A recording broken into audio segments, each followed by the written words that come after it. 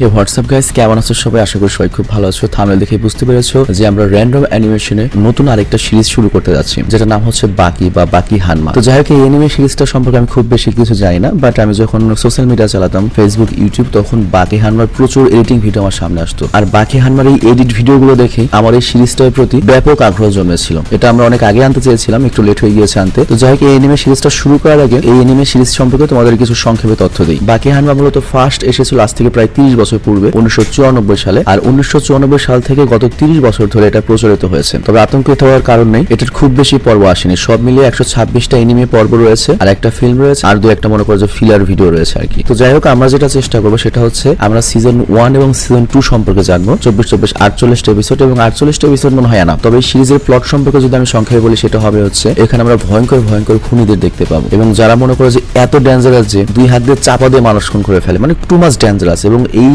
এনিমেটা খুবই ব্রুটাল একটা এনিমে, ব্যাপক ব্রুটাল। তো বাড়তি কথা না বলে চলো আমরা সরাসরি মূল ভিডিওতে যাই। নিশ্চিত আমি কতখানি বোঝাতে পারবো, কারণ অন্য ল্যাঙ্গুয়েজে বাকি হানমার এক্সপ্লেন গুলো খুব বেশি অ্যাভেলেবল নেই, কিংবা যেগুলো আছে সেখানেও খুব ভালো বোঝা যায় না। তো এই জন্য আমাদের স্ক্রিপ্ট রাইটার সর্বোচ্চ চেষ্টা করেছে শুধুমাত্র হিন্দি এক্সপ্লেন দেখে নয়, তারপরে মনে করে যে তোমার এপিসোড দেখেও চেষ্টা করেছে যতটা ভালো করা পসিবল ততটা ভালো করার। তো যাই হোক, চলো আমরা শুরু করি। তো বাকি হানমার সিজনের প্রথম এপিসোডে শুরু হয় জাপানের একটা ক্লাস দেখিয়ে, যেখানে আমরা দেখি ক্লাসের টিচার সহ প্রত্যেকটা স্টুডেন্ট কারো না কারো ভয়ে থরথর করে কাঁপছিল। এমনকি টিচার যখন লিখতে যাবে তখন আমরা স্পষ্ট দেখতে পাই তার হাত কাঁপছিল। আর তখন একটা মেয়ে দাঁড়িয়ে বলে, স্যার আমি কি নার্স অফিসে যেতে পারি? তো এই কথা শুনে বাকি সকল স্টুডেন্টরা বলে, আমরা নার্স অফিসে যাব। আর এখানে সবাই বলতে থাকে, স্যার আমরা নিজেরা নিজেদের হাত কাঁপা থেকে আটকাতে পারছি না। তো এখানে কেন তাদের হাত কাঁপছে? কারো হাত কিন্তু শীতের কারণে কাঁপছে না। অ্যাকচুয়ালি এই ক্লাসে এমন একজন রয়েছে যার ভয়ে সবাই কাঁপছে। তো তখন স্যারও কাঁপতে কাঁপতে বলে, আচ্ছা যারা যারা নিজেদের হাত কাঁপা থেকে বাঁচাতে পারছো না তারা সবাই নিজেদের হাত উঁচু করো। তো এই কথা শুনে ক্লাসের সকল স্টুডেন্টরা নিজের হাত উপরে তোলে। কিন্তু এখানে আমরা একজনকে দেখতে পাই যে শান্তিতে ঘুমাচ্ছিল, আর ওকে দেখে মনে হচ্ছিল ওর এইসব ব্যাপারে কোনো ইন্টারেস্টই নেই, এবং একটুকে মারামারি করে এসেছে। অনেকগুলো ক্ষতের চিহ্ন ছিল হচ্ছে মুখে। আর এই ছেলেটার নামই হচ্ছে বাকি হানমা। তো এইটুক দেখে আমরা যেটা বুঝলাম, হতে পারে এই বাকি হানমার জন্য বাকি সবাই ভয় পেয়ে রয়েছে। তো যাই হোক, এরপর সিন শিফট হয়। আমরা দেখতে পাই তিনজন বখাটের স্টুডেন্ট, মানে ওরাও খুব ডেঞ্জারাস লেভেলের কিলার। ওরা বাকিকে মারার জন্য এসেছে, কিন্তু যখনই বাকি ওদের চোখের দিকে তাকায়, ওরা তিনজনে ভয় থরথর করে কাঁপতে শুরু করে, কারণ এই পর্যন্ত তারা কখনোই বাকির মতো কাউকে দেখেনি। তো ওরা বলতে থাকে, মানুষ না পশু। তো ওরা তখন জিজ্ঞাসা করে, তুমি আসলে কি? তো এটা শুনে বাকি বলে, দেখো তোমরা তো জানো বেশি পপুলার হওয়া বা বেশি খ্যাতি অর্জন করা মানুষের জন্য বিপদের কারণ হতে পারে। তো এটা শুনে ওই তিনজন এমন ভাবে কাঁপছিল যে তারা চোখের সামনে কোনো একটা মনস্টারকে দেখছে। তো এরপর বাকি সেখান থেকে চলে যেতে থাকে, আর যাওয়ার সময় বলে, তোমরা সবসময় আমার কাছ থেকে দূরে থাকবে, তা না হলে তোমরা পপুলার হয়ে যাবে। তো এটার মানে বুঝিয়েছে বাকি মরলেই তো পেপারে ছবি আসবে, পপুলার হয়ে যাবে, এরকম কোন একটা কিছু হবে। তো যাই হোক, এরপর আবারও সিন শিফট হয়। আমরা দেখতে পাই একটা দামি কালো গাড়ি বাকির স্কুলের সামনে এসে থামে, আর এই গাড়ির মধ্যে থেকে একটা বুড়ো লোক বের হয়, যার নাম হচ্ছে মিৎসুনারি টাকোগাভা। আর এই লোকটা অনেক বেশি ধনাঢ্য হওয়ার সাথে সাথে টাকোগাভা ফ্যামিলির হেড, আর তার একটা নিজস্ব ব্যবসা রয়েছে। সেই ব্যবসা হচ্ছে ফাইটিং এর ব্যবসা, মানে আন্ডারগ্রাউন্ডের 2 নম্বরে ফাইটিং এর ব্যবসা, সেটার ম্যানেজার আর কি। এবং টাকোগাভাও কিন্তু অনেক বেশি শক্তিশালী, তাকে দা হলো গ্রাউন্ড অফ মার্শাল আর্ট বলা হয়, মানে যে লোকটা মার্শাল আর্ট সম্পর্কে সবচেয়ে বেশি জানে। এবং যতজন মানুষ মার্শাল আর্ট শিখতে চায় বা ফাইট করে, তারা সবাই লোকটাকে লিজেন্ড মানে। তো যাই হোক, এখানে আমরা জানতে পারি ওই টাকোগাভা বাকির সাথে দেখা করতে এসেছে। তো সেই হিসাবে কিছুক্ষণ পর বাকিকে প্রিন্সিপালের রুমে ডাকা হয়, এবং বাকি প্রিন্সিপালের রুমে আসে। তো এখানে টাকোগাভা বাকিকে নিজের চোখের সামনে দেখে তো অনেক খুশি হয়, এবং বলে, বাহ আমার নতুন চ্যাম্পিয়ন চলে এসেছে। তো এটা শুনে বাকি বলতে থাকে, বারায়া মুঝে চ্যাম্পিয়ন বলানে কে লিয়ে, তুই বল আমার কাছে কি চাইতে এসেছিস। মানে অনেকটা এরকম পার্টের আর কি, দেখতেই পাচ্ছ গাছরা ভাব। তো বাকির এরকম ব্যবহার দেখে টিচার আর প্রিন্সিপালের অবস্থা তো খারাপ হয়ে যায়। আর এটা দেখে আমরা বুঝতে পারি যে এই টাকোগাভা কোনো সাধারণ পার্সন নয়, বুড়োটা কোনো সাধারণ পার্সন নয়। কিন্তু ওই বুড়োটার কাছে বাকির এই ব্যবহার আবার ভালো লাগে। টাকোগাভা এটা শুনে হাসতে থাকে, আর সে প্রিন্সিপালকে বলে, প্রিন্সিপাল স্যার আপনি আমাকে আর বাকিকে একটু একা সময় দিতে পারেন, আমরা একটু কথা বলবো। তো এই কথা শোনা মাত্র সবাই ঘর থেকে দ্রুত বেরিয়ে যায়। আর তারপর টাকোগাভা বাকিকে তার মুখের আঘাতগুলো সম্পর্কে জিজ্ঞাসা করে, এটা কিভাবে লেগেছে? বাকি বলে, কোনো ব্যাপার না, 2-3 দিনের মধ্যে এটা ঠিক হয়ে যাবে। আর আমি এটা খুব ভালো মতো জানি তুমি শুধুমাত্র আমাকে এখানে দেখতে আসনি, বলো তুমি কি বলতে চাও। আর তখন টাকোগাভা হাসতে হাসতে বলে, তুই একটা অদ্ভুত মাল মাইরি। তো যাই হোক, আর এরপর একটা জিনিস সামনে রাখে, অদ্ভুত একটা জিনিস, আর বলে, এটা নাইট্রোগ্লিসারিন, আর তুমি এটাকে ধ্বংসযজ্ঞের একটা অস্ত্র বলতে পারো। আর এই ধ্বংসযজ্ঞের অস্ত্রটা এখানে ক্রিস্টালাইজ হয়ে রয়েছে। আর ক্রিস্টালাইজেশন মেথড এমন একটা পদ্ধতি যেটা লিকুইডকে সলিডে পরিণত করে। আর তারপর টাকোগাভা বলতে শুরু করে, আজ থেকে প্রায় 100 বছর আগে এটাকে অনেকবার ক্রিস্টালাইজ করার চেষ্টা করা হয়েছিল, আর তখন এটাকে ক্রিস্টালাইজ করার জন্য কখনো ঠান্ডা কখনো গরমে ব্যবহার করা হতো, কিন্তু কোনো কিছু এটাকে ক্রিস্টালাইজ করতে পারেনি। ক্রিস্টালাইজ মানে হচ্ছে ধরো পানি যেমন বরফ হয়ে ক্রিস্টাল হয়ে যায়, ওরকম একটা ব্যাপার আর কি। মানে এটা এমন একটা লিকুইড যেটাকে কোনোভাবে ক্রিস্টালাইজ করা যেত না, বা বরফের মতো এরকম করা যেত না। কিন্তু 20 শতাব্দীর শুরুতে একটা জাহাজ ভিয়েনা থেকে লন্ডনের দিকে যাচ্ছিল, আর ওই জাহাজ ভর্তি বিভিন্ন জিনিস ছিল। তবে এখানে বেশিরভাগ জিনিসই ছিল হচ্ছে নাইট্রোগ্লিসারিন। কিন্তু হঠাৎ করে জাহাজটা সমুদ্রের ঝড়ে শহরের মধ্যে পড়ে এবং এটা খুব ভয়ের একটা ব্যাপার ছিল, কারণ এত নাইট্রোগ্লিসারিনের অপরিকল্পিত মুভমেন্ট প্রকৃতির জন্য একটা বড় ধ্বংসযজ্ঞের কারণ হতে পারে। কিন্তু অবাক করার বিষয় হচ্ছে ওই জাহাজে এত ঝাঁকির ফলে ওই গ্লিসারিনের ড্রামগুলো ব্লাস্ট হয়নি, জাহাজটা ঠিক মতো লন্ডনে পৌঁছে যায়। তো তখন জাহাজের ক্রু মেম্বাররা এই কন্টেনারগুলো খুলে দেখার সিদ্ধান্ত নেয় যে কি হয়েছে ওটা। তো ওরা যখন এটা খুলে ওরা দেখতে পায় যে অবিশ্বাস্যভাবে এই নাইট্রোগ্লিসারিন গুলো অটোমেটিক্যালি ক্রিস্টালাইজ হয়ে গিয়েছে। তো এটা কিভাবে হয়েছে কারোই জানে না, কিন্তু তারপরে এটা হয়ে গিয়েছে।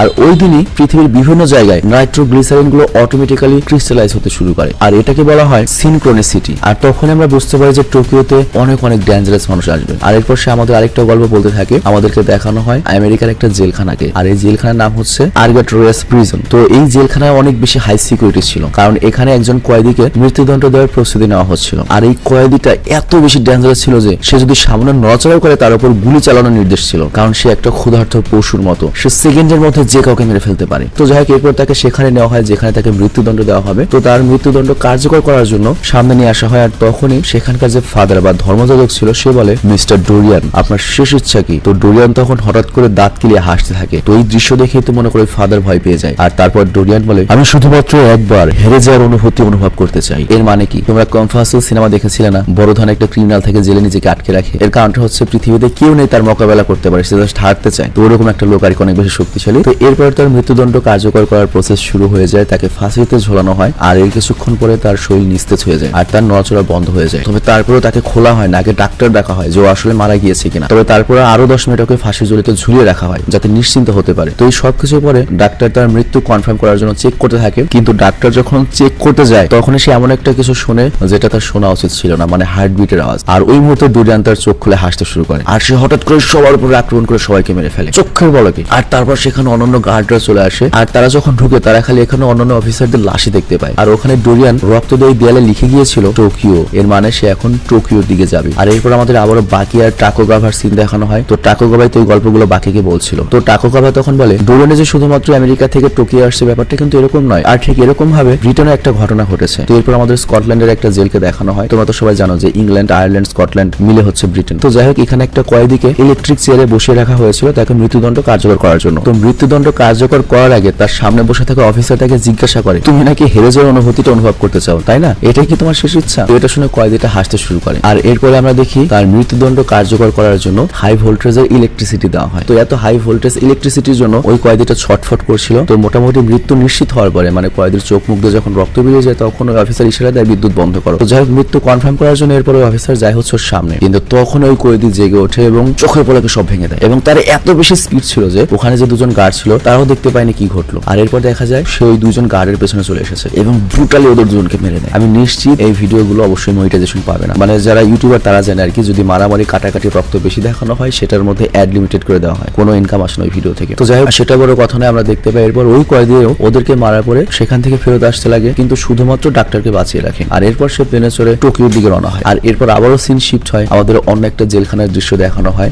আর এই কয়েদির ব্যাপারে বলা হয় এই কয়েদির ওজন ছিল হচ্ছে 200 পাউন্ড, কিন্তু তারপরও সে খাড়া একটা মেটালে চড়ে জেলখানা থেকে পালিয়ে গিয়েছিল। আর এই দেয়ালের উচ্চতা ছিল হচ্ছে 100 মিটার এবং দেয়ালটা ছিল হচ্ছে একটা চিমনির মতো পুরো মসৃণ, কিন্তু তারপর সে শুধুমাত্র তার হাতের সাহায্যে এই চিমনি উঠে ওই দেয়াল থেকে পালিয়ে গিয়েছিল। এটা কোনো নর্মাল মানুষের পক্ষে করা সম্ভব না। আর এই ঘটনাটা মূলত ঘটেছিল রাশিয়ার একটা জেলখানায়। তো এরপর ওই জেলখানার সবাই যখন ওই কয়েদিকে খোঁজার জন্য বেরিয়ে পড়ে তখন ওই কয়েদিটা করে কি সেখান থেকে পালিয়ে গান্নার বেসের দিকে যায়। আর গান্না হচ্ছে রাশিয়ার একজন অনেক বড় হিরো, অনেক বেশি শক্তিশালী। তো এই জন্য গান্না ভাবতে থাকে ওই কয়েদিকে আমি দেখে নেব। আর এইদিকে বাকি সব গার্ডরা ভাবতে থাকে ওই কয়েদি যেহেতু গানার সামনে গিয়েছে তাহলে গানা ওকে ইজিলি হ্যান্ডেল করে দিবে। কিন্তু যখন বাকি সব গার্ডরা সেখানে পৌঁছে তারা দেখতে পায় যে গান্না মানে রাশিয়ান জাতিহরকে মেরে কেলিয়ে রেখেছে এবং এমন চেহারা করেছে ওর চেহারা দেখার মতো অবস্থা নাই। তো ওই কয়েদির নাম হচ্ছে সিগোরস্কি এবং সেও দেয়ালে একটা মেসেজ লিখে দিয়েছে টোকিও, তার মানে সেও টোকিও যাচ্ছে, মানে কাম সারা জাপানের সিরিয়াসলি। তো যাই হোক, এরপর বাকিকে দেখানো হয় আমাদের বর্তমানে। তো এটা শুনে বাকি তো বেশ চিন্তিত হয়ে পড়ে এবং ইন্টারেস্টেড হয়ে যায়। আর তারপর টাকোগাভা বলে এখনো আরো দুজন কয়েদির কথা বলা বাকি রয়েছে। তো এরপর আমাদের অন্য আরেকটা কয়েদির ব্যাপারে দেখানো হয়। তো এখানে আমরা দেখতে পাই কোন একজন ওই কয়েদিকে দেখতে এসেছে সরকারের পক্ষ থেকে। তো তখন ওখানে থাকা যে অফিসারটা ছিল সেই লোকটাকে বলে তোমার সবকিছু এখানে রাখো, মানে ওর জামা কাপড় রেখে বেল্ট পর্যন্ত এখান থেকে নিয়ে নেওয়া হয় যাতে ওই কয়েদিটা এই লোকটাকে হোস্ট বানিয়ে পালানোর চেষ্টা না করতে পারে বা ওর কোনো বেল্ট বা কোনো কিছু ইউজ না করতে পারে। আর তখন ওই লোকটা বলে কি ব্যাপার, এই জায়গাটা এত বেশি নিরাপদ, পুরো বুলেট প্রুফ খাঁচায় কয়েদি বন্দী রয়েছে, আর তাছাড়া আমি নিজে অনেক শক্তিশালী, আমি অনেক ভালো ক্যারাটে জানি, ব্ল্যাক বেল্টও রয়েছে আমার। তো এটা শুনে ওই অফিসার করে কি তাকে একটা ছবি দেখায়, বলে 2 বছর আগে তোমার মতো একজন খুব শক্তিশালী লোক তার সাথে দেখা করতে গিয়েছিল, তার ইন্টারভিউ নেওয়ার জন্য গিয়েছিল। ওই কয়েদিটা যেটা তার এই অবস্থা করে দিয়েছে। তো এখানে আমরা দেখতে পাই চেহারা এমন ভাবে ফেলে দিয়েছে, দেখার মতোই ছিল না চেহারাটা। ওই লোকটা তখন ভয় পেয়ে যে এটা না জানি কত ভয়ঙ্কর কয়েদি। তো সেই কয়েদি দ্রুত তার কাছে যেসব জিনিস ছিল